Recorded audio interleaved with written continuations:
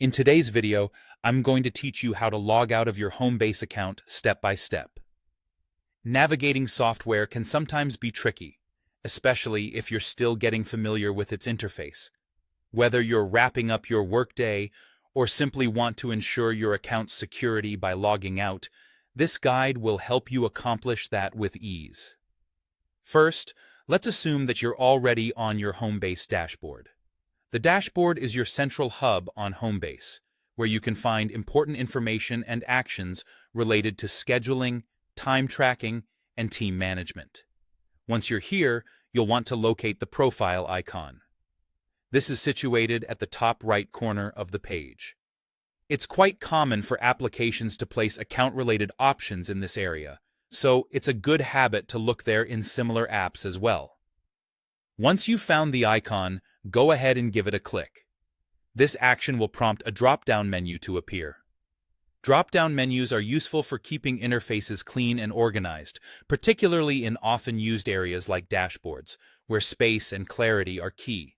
As you might anticipate, this menu contains several options related to your account. Shifting your attention now to this drop-down, you'll notice the Sign Out option.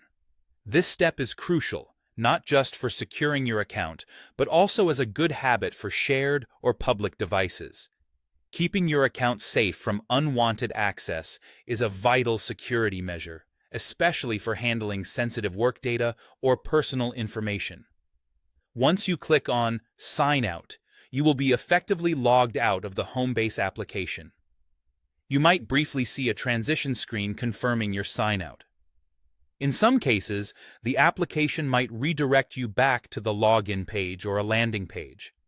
This step confirms that your login session has ended and you're no longer active in the application. And there you have it, a straightforward way to log out of your Homebase account.